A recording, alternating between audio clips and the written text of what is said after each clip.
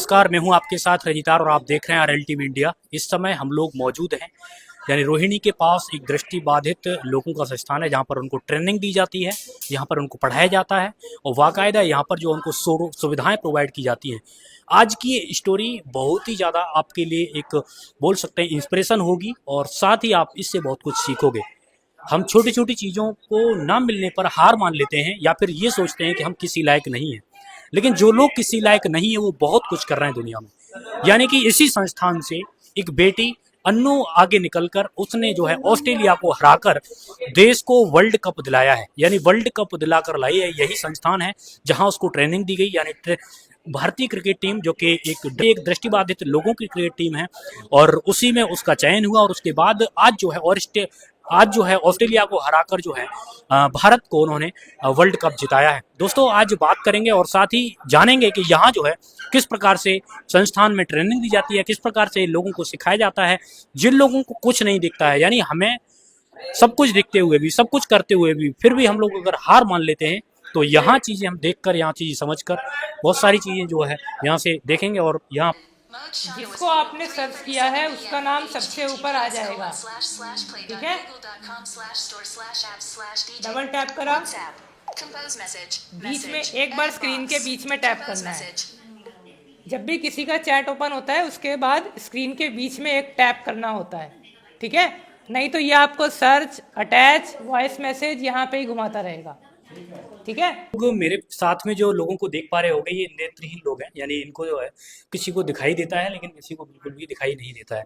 क्या आप सोच सकते हैं कि नेत्रहीन लोग हैं किस प्रकार से मोबाइल या कंप्यूटर को चलाना सीखते हैं?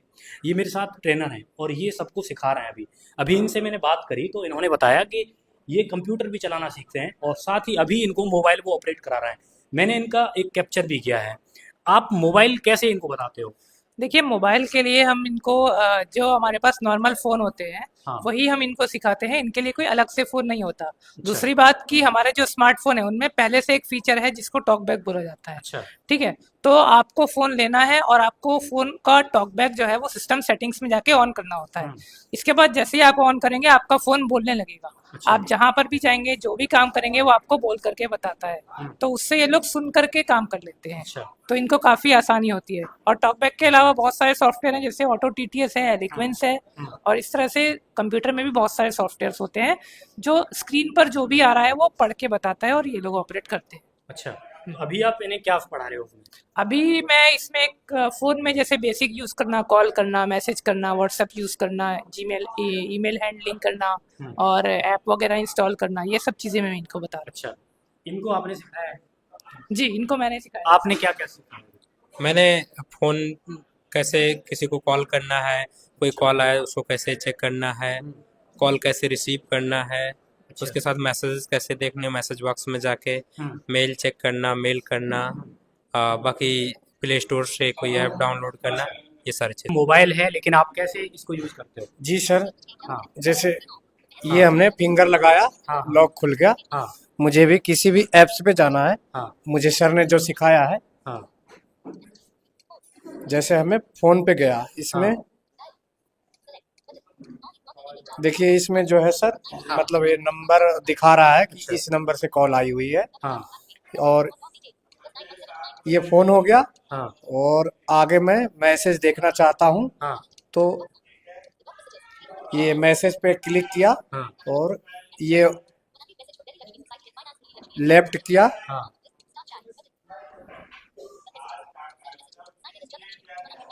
ये सर हमारा मैसेज हमें पढ़ के बताया जा रहा है मोबाइल के जरिए, इंग्लिश टॉक्स के जरिए। इससे पहले आपको मोबाइल चलाना आता था? जी पहले आता था लेकिन बिल्कुल जीरो आता था। अब मैं बहुत अच्छा सीख लिया यहाँ पे ट्रेनिंग लेकर। एक प्रमुख अंग रही हमारी अनु, और ये बहुत गौरव का विषय है कि भारतीय महिला क्रिकेट टीम के बाद भारतीय महिला नेत्रहीन क्रिकेट टीम भी विश्व में पहले स्थान पे आई और उस टीम के सदस्य होने के नाते ये सौभाग्य प्राप्त हुआ अनु को। विभिन्न सम्मानों से साक्षात्कार करने का दिल्ली सरकार ने सम्मानित किया और बिहार सरकार भी किया है। बिहार सरकार, और इस कड़ी में फिर ये मंतव्य आया कि हम सबको भी अपनी संस्था में भी करना चाहिए, उसे आशीष देना चाहिए, और इसके लिए हम सब आज एकत्रित हुए हैं। आप देखिए मीडिया से बहुत से लोग हैं, जीवन में आगे ही आगे बढ़े, पीछे मुड़कर ना देखे और हर वो मुकाम हासिल करे जिनका जो इन्होंने लक्ष्य बनाया है। ये पूरी की पूरी वर्ल्ड कप क्रिकेट टीम जिन्होंने भारत का नाम रोशन किया है, भारत के गौरव को क्रिकेट के क्षेत्र में बढ़ाया है, पूरी की पूरी क्रिकेट टीम को मैं पुनः बधाई देते हुए, पुनः हम सबका आशीर्वाद प्रदान करते हुए, ज्यादा समय ना लेते हुए अपनी वाणी को विराम देता हूँ। जय हिंद, जय भारत। पवन मित्तल जी, वरिष्ठ उपाध्यक्ष सत्यार्थी जी, आशु कुमार जी, महिला प्रकोष्ठ की चेयरमैन मैडम आशु जैन, कार्यकारिणी सदस्य शकुंतला आर्या जी, हरमीत कौर मैडम, जसमेर पानू जी, दिनकर सोसाइटी के महासचिव डॉक्टर राम निवास सिंह, युवा नेता विवेक मणि त्रिपाठी, राकेश पाल जी, हमारे संस्था के कोषाध्यक्ष डॉक्टर कृष्ण मुरारी जी, जो कभी स्टेज पे नहीं होते, केवल काम में लगे रहते हैं। इनका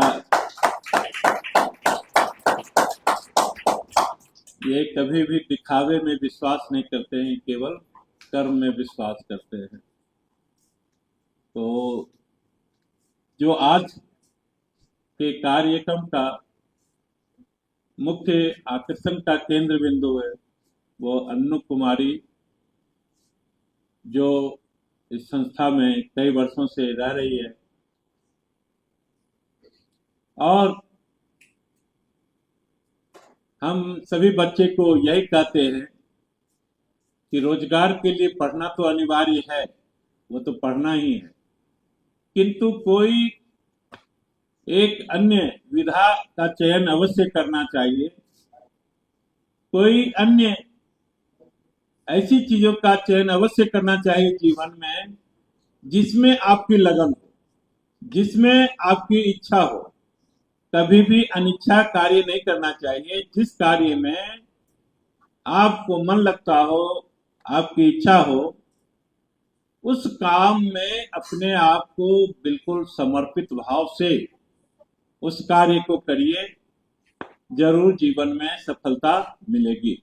अभी इन्होंने, पवन जी ने बड़ा अच्छा श्लोक पढ़ा, उद्यमेन सिद्ध्यन्ति कार्याणि न मनोरथे न हि सुप्तस्य स्यस्य परिविशन्ति मुखे मृगा। तो कहता है कि जीवन में यदि आप कोई लक्ष्य निर्धारित कर लेंगे कि हमें उस लक्ष्य को हासिल करना है, तो उस लक्ष्य को हासिल करने में समय लग सकता है, किंतु लक्ष्य अवश्य कई बार पूर्ण लक्ष्य हासिल हो जाता है, कभी कभी अधूरा भी होता है, लेकिन होता है। ये कोई जरूरी नहीं है कि सभी अंतर्राष्ट्रीय ही खिलाड़ी बन जाए, लेकिन यदि कड़ी मेहनत के साथ काम करता है तो राष्ट्रीय स्तर का भी खिलाड़ी बनना बहुत बड़ी बात है, वह भी बहुत बड़ी बात है। तो अन्नू जो 4 साल पहले भी इसको हमने एक बार मोटिवेट किया था, क्रिकेट खेलो, क्योंकि रेस में इसका इंटरेस्ट था, एथलीट थी, तो लगा कि ये खेल सकती है। फिर उस समय थोड़ा बहुत रुझान कम था, लेकिन फिर इसकी रुझान बढ़ी और फिर इसने क्रिकेट में, आप ये सोच सकते हैं कि एक दृष्टिबाधित, उसमें भी लड़की को प्रैक्टिस के लिए यहाँ से 15 किलोमीटर डेली जाना और 15 किलोमीटर आना कोई आसान बात नहीं है। और दिल्ली जैसे शहर में जहाँ काफी ट्रैफिक है, ये 15-20 किलोमीटर जाना, 15-20 किलोमीटर आना डेली करके और प्रैक्टिस की है। पीतमपुरा, यहाँ कभी पीतमपुरा जाती थी, कभी छत्रसाल स्टेडियम रेस के लिए जाती थी। तो इस तरह से इसने मेहनत की और मेहनत करने के बाद इसका राष्ट्रीय स्तर पर चयन हुआ। फिर अंतर्राष्ट्रीय जो पहली बार दृष्टिबाधित बालिकाओं के लिए वर्ल्ड कप हुआ, उसमें भारतीय टीम की प्रतिनिधित्व नहीं की, हर एक मैच में ये खेली।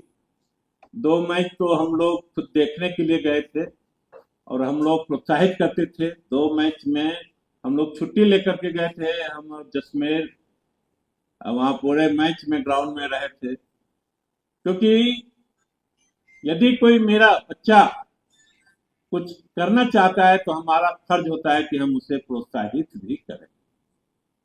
हमारे जाने से ये नहीं है कि हम बहुत अच्छा कर गए और हम नहीं जाते तो बहुत बुरा करती। ये हमारा दायित्व था, हमारा फर्ज था कि ग्राउंड पे जाकर भी इसे प्रोत्साहन दें। इतना ही नहीं, हम लोग एयरपोर्ट पे भी रिसीव करने के लिए गए थे, पूरे हॉस्टल की सभी लड़कियां गई थी। वहां भी रिसीव करने गए जब वर्ल्ड कप जीत कर आई।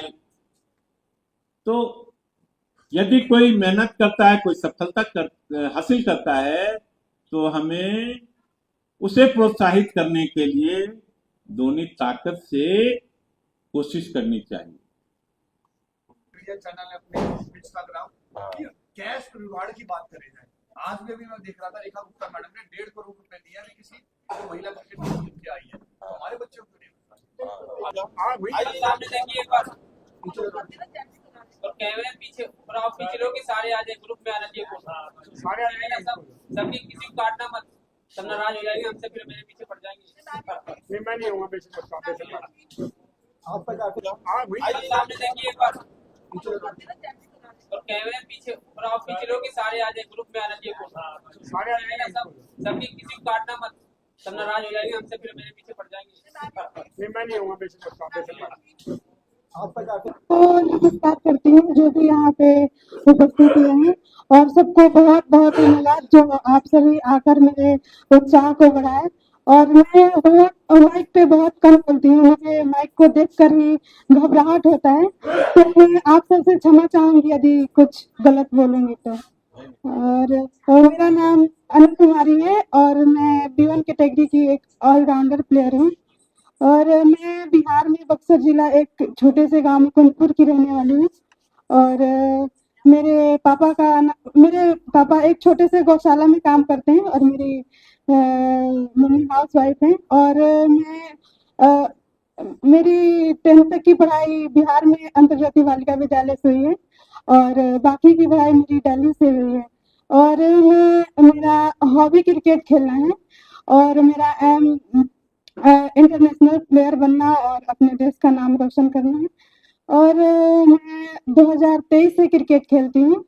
फर्स्ट टाइम मैं मुजफ्फरपुर में क्रिकेट खेली थी, उसके बाद मैं पटना में खेली, पटना में मेरा परफॉर्मेंस अच्छा रहा जिसकी वजह से मेरा सिलेक्शन नेशनल के लिए हुआ। और उसके बाद मैं नेशनल में खेली, नेशनल में 3 मैच खेली जिसमें से 1 मैच हार गए थे और 2 मैच हम जीते थे, जिसके बाद मेरा सिलेक्शन इंडिया टीम के कैंप के लिए हुआ टॉप 29 में। उसका कैंप बेंगलोर में हुआ, हम वहाँ पे हमारा कैंप हुआ, वहाँ भी मेरा अच्छा परफॉर्मेंस रहा लेकिन उसका कोई रिजल्ट नहीं आया। उसके बाद फिर से जून में 54 बच्चों का सिलेक्शन हुआ, वहाँ पे बहुत मैच हुआ जैसे जोनल मैच और ब्लू इंडिया रेड इंडिया, उसमें मेरा परफॉर्मेंस बहुत अच्छा रहा जिसकी वजह से मेरा सिलेक्शन वर्ल्ड कप के लिए हुआ। और फिर हम लोग का कैंप वर्ल्ड कप के लिए 1 महीने का कैंप हुआ। उसके बाद हम लोगों का 11 नवंबर से मैच स्टार्ट हुआ जो कि मॉडल टाउन में था। Modern public school, modern school में था। और फिर हम लोग का बेंगलोर में मैच हुआ और हम लोग का सेमीफाइनल फाइनल श्रीलंका में हुआ। और हम लोग का 5 लीग मैच था, हम लोग 5 लीग मैच अच्छे से जीते और सेमीफाइनल और फाइनल भी जीते।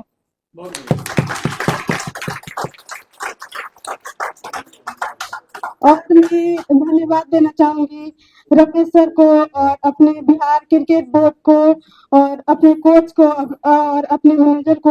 वो मेरे को बहुत सपोर्ट किए और यहाँ तक लाने में उनका बहुत बड़ा सहयोग रहा है, जो मैं उनको बहुत बहुत धन्यवाद देना चाहूंगी। संस्थान के पदाधिकारीगण, सो यहाँ आप लोग देख सकते हैं और मैं इनसे बात करूंगा यहाँ पर किस प्रकार से बच्चों को ट्रेनिंग दी जाती है या फिर उनको जो है सिखाया जाता है।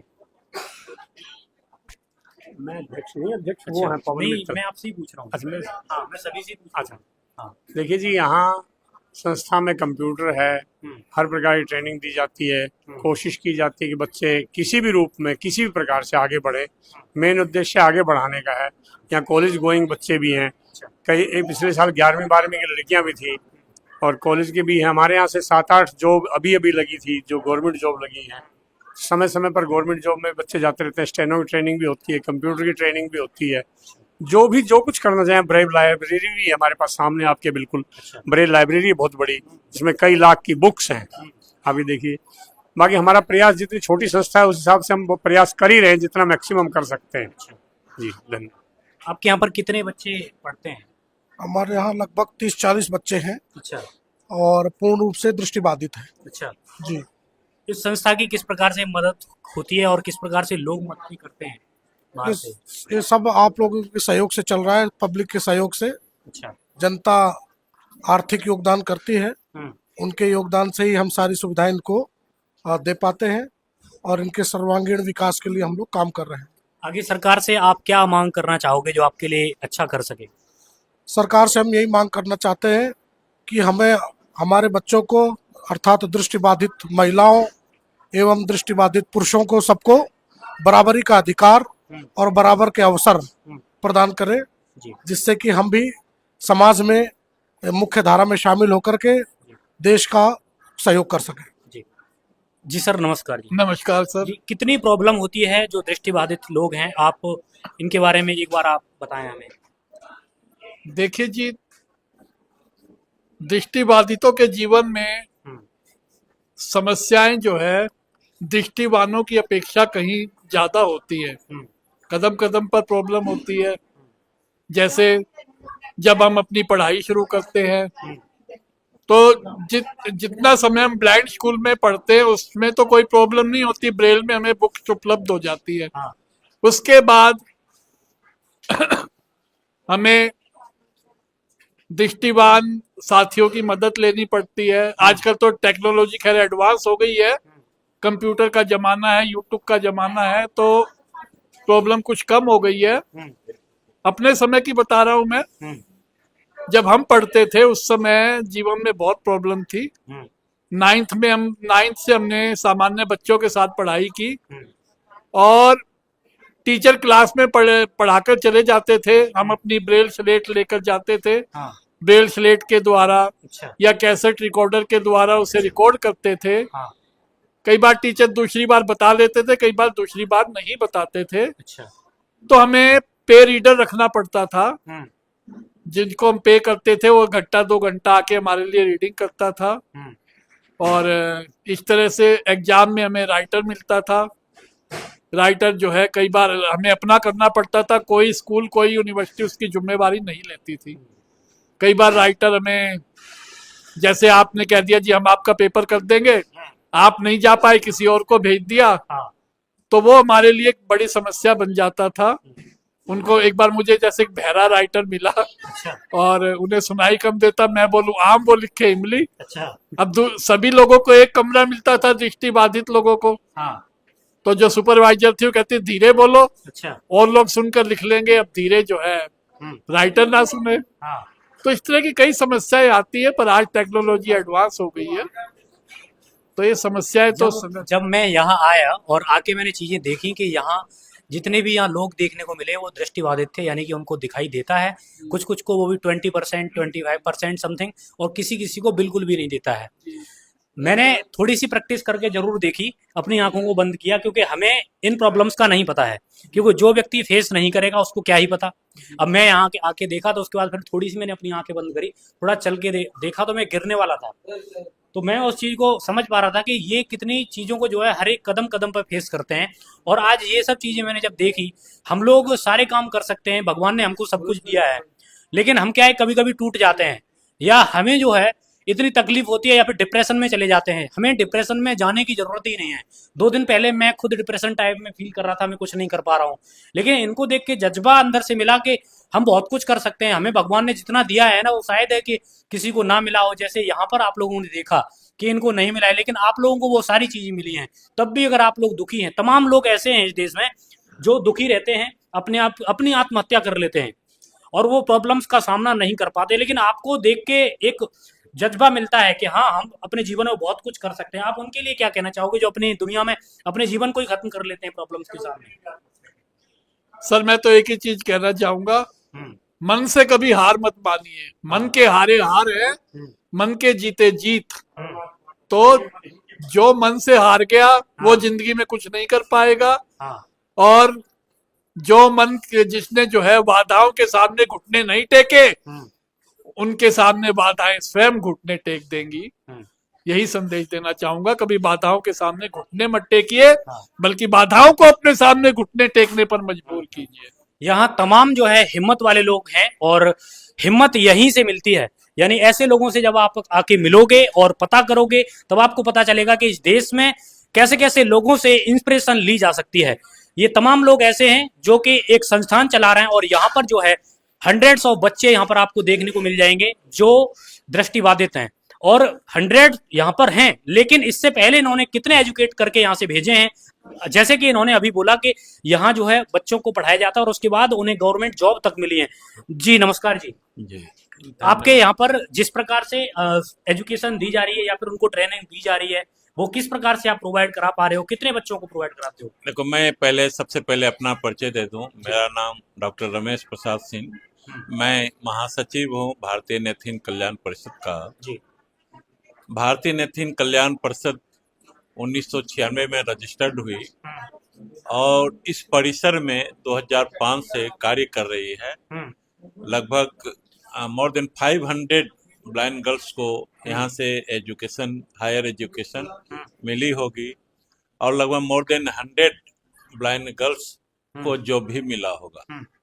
तो भारतीय नेत्रहीन कल्याण परिषद का जो मुख्य उद्देश्य 4-5 उद्देश्य था कि आम लोगों में अवेयरनेस लाएं, दूसरा इनका रिहेबिलिटेशन हो, चाहे वो एजुकेशनल हो, वोकेशनल हो, चाहे जॉब ओरिएंटेड हो, चाहे कल्चरल रिहेबिलिटेशन हो, सोशल रिहेबिलिटेशन हो। साथ ही साथ हम सोशल इंक्लूजन में बहुत ज्यादा विश्वास करते हैं। किसी भी समाज में प्रतिष्ठा पाने के लिए जब तक आपका सोशल इंक्लूजन नहीं होगा, बिल्कुल, तब तक आप बराबरी के भागीदार नहीं हो सकते। अब बराबरी के भागीदार होने के लिए आपका सोशल इंक्लूजन होना बहुत जरूरी है। लगातार हम इसके लिए संघर्ष करते रह रहे हैं। तो भारतीय नेत्रहीन कल्याण परिषद स्थापना काल से ही दिल्ली के बड़े बड़े ऑडिटोरियम में कार्यक्रम करवा करके आम लोगों के बीच अवेयर करने की कोशिश की कि आम लोग, क्या है, दृष्टिबाधिता जो है अभिशाप नहीं, एक दुर्घटना है, और दुर्घटना होने के बाद क्या है, आप उसे सहयोग करिए, फिर वो आगे बढ़ सकता है। तो हम आम लोगों से यही अपील करेंगे कि अब कोई लाचार नहीं है, कोई बेचारा नहीं है, केवल थोड़ी सी सहयोग की जरूरत है। थोड़ी सी सहयोग करने के बाद ये आम लोगों की तरह अपना जीवन यापन कर सकते हैं। और जो आज विशेष रूप से जो कार्यक्रम के आयोजन का मुख्य उद्देश्य था, अभी आपने न्यूज में, समाचार में 23 नवंबर को सुना होगा, भारतीय दृष्टिबाधित महिला क्रिकेट टीम विश्व विजयी हुई। उस विश्व विजयी टीम की एक सदस्य जो अन्नू कुमारी है, वो रमा विहार, जहाँ से अभी हम बोल रहे हैं, रमा विहार ब्लाइंड गर्ल्स हॉस्टल की एक छात्रा कई वर्षों से यहाँ रह रही है, वहीं की छात्रा है और उन्हीं का अभिनंदन कार्यक्रम रखा गया था। अभी 5 तारीख को हमने कोशिश की थी, दिल्ली सरकार ने भी इसे सम्मानित किया, पुरस्कृत किया, बिहार सरकार ने भी पुरस्कृत किया। तो यह हमारा प्रयास है कि और अन्नू की उपलब्धि के लिए हम लोग अभिनंदन कर रहे थे, अन्नू का अभिनंदन कर रहे थे। अन्नू के और मनोबल को बढ़ाने के लिए इसका अभिनंदन किया है और हम इसी तरह से भारतीय टीम में जितनी लड़कियां थी सभी का एक दिन अभिनंदन करेंगे, केवी किया है और हम लोग भी करेंगे। आज हम इस माध्यम से, आप लोगों के माध्यम से यही मांग करते हैं कि वह राज्य सरकार इस विश्व विजयी टीम के सदस्य को किसी भी प्रकार के पुरस्कार की घोषणा नहीं की है, चाहे वह दिल्ली की सरकार हो, बिहार की सरकार हो, चाहे आसाम की सरकार हो, चाहे उड़ीसा की सरकार हो।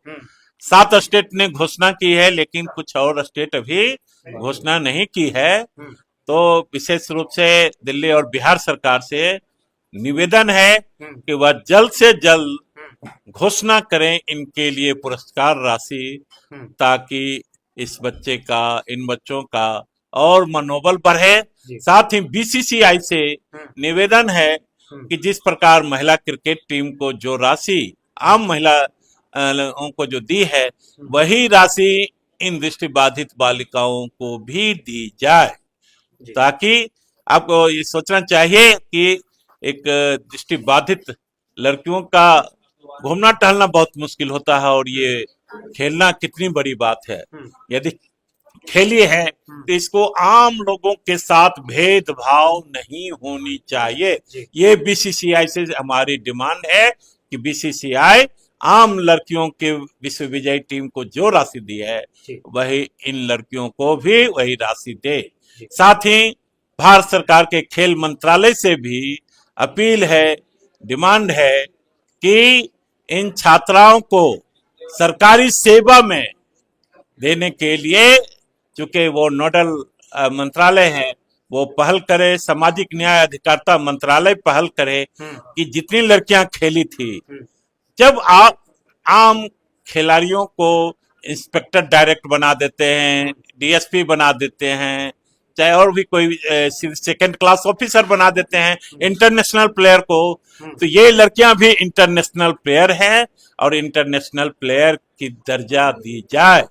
इन दृष्टिबाधित लड़कियों को भी आम लड़कियों की तरह अंतरराष्ट्रीय खिलाड़ी की दर्जा दी जाए और जो अंतरराष्ट्रीय खिलाड़ी को सुविधाएं आम लोगों को मिलती है, वही सारी सुविधाएं इन दृष्टिबाधित छात्राओं को भी मिले। यही हमारी मांग है, चाहे वो सरकारी जॉब से रिलेटेड हो, चाहे पुरस्कार। जिस प्रकार से इनकी मांगे हैं आपने सुना, और ये जो है गवर्नमेंट से मांगे कर रहे हैं, और जिस प्रकार से सारे लोगों को जो भी इंटरनेशनल या फिर जो भी जीत हासिल करते हैं उनको सुविधाएं दी जाती हैं, सारी सुविधाएं उनको प्रोवाइड की जाएं, और जो भी जिस प्रकार का पुरस्कार है हर एक स्टेट जिस प्रकार से सबको प्रोवाइड कराती है, इसी प्रकार से इनको भी प्रोवाइड की जाए, जो कि वंचित ना रखा जाए। तो ये सब इनकी मांगे हैं, जरूर इनकी मांगे पूरी की जाएंगी और गवर्नमेंट से ये गुजारिश है। तब तक के लिए बहुत बहुत धन्यवाद।